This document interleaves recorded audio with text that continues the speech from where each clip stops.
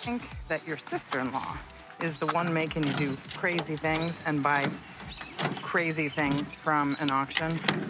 Then you marry an engineer who becomes a scientist. And what's he do? He gets this Mondo Mega in by a quarter of an inch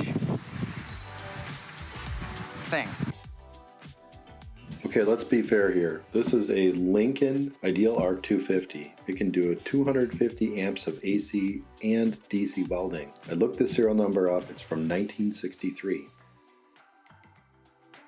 The ironic thing is, Lincoln still makes this very model today, $5,100 US. I got mine for $55. That's a bargain. Plus it came with all these extra cords, 50-foot ground cord, 35-foot electrode cord, and a 50-foot extension cord, 4-conductor SO. That's worth $55 in and of itself. Before I put any effort into actually revitalizing this unit, I kind of jerry-rigged it up to my breaker box and did a test weld here. Listen to that bad boy hum.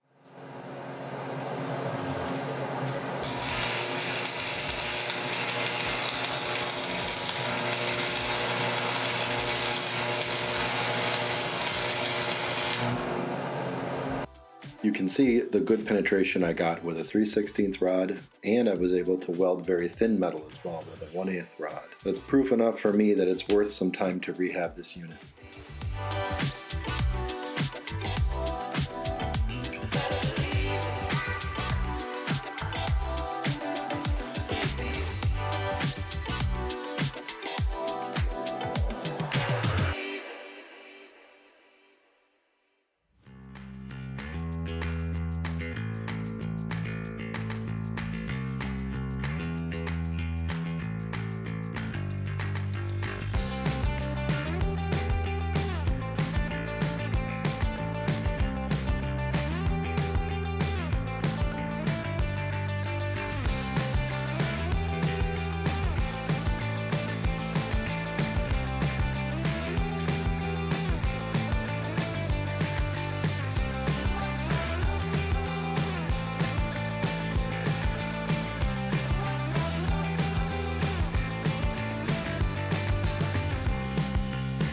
The only other issue I identified during my inspection was the current adjustment knob was extremely stiff.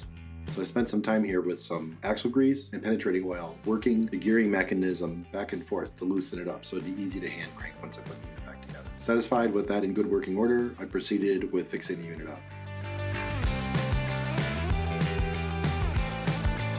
You can see here how filthy gross this unit was. To its credit, I did pull it out of a barn, had a lot of mud wasp nests in it and whatnot. I personally blew at least 4 cups of dust and dirt out of this with the air compressor, and I degreased the covers inside and out and anything I could get a cloth on the inside of the welder. I didn't film any of that because I didn't think anyone would want to watch that. If you want to watch that kind of stuff, let me know in the comments.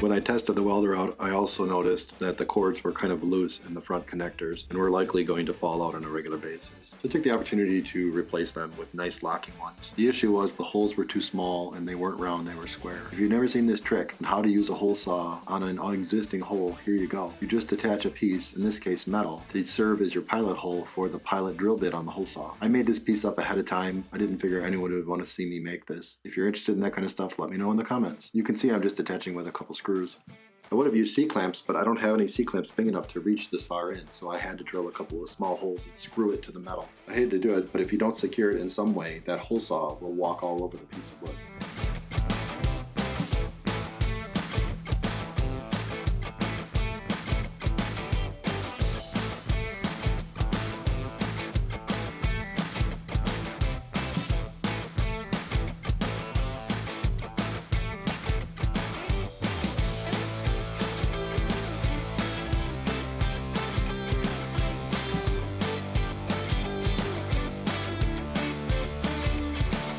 I also didn't have a hole saw the right size, so I drilled a slightly undersized hole, then used the die grinder to egg the hole out a bit so that it would fit right.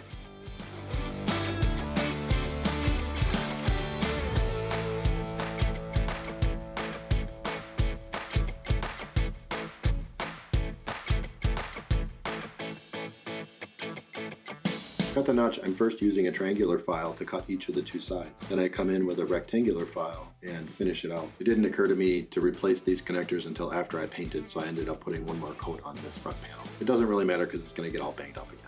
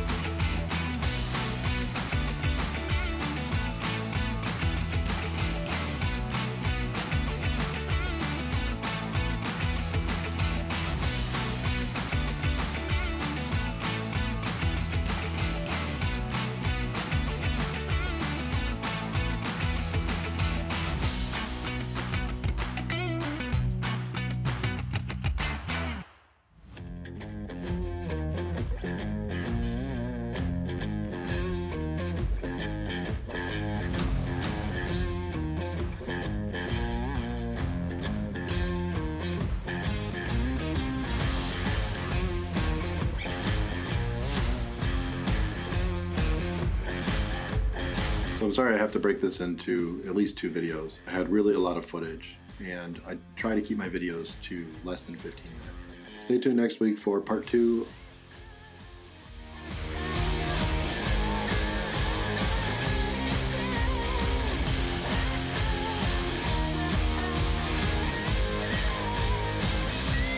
Thank you very much for watching. I really do appreciate it.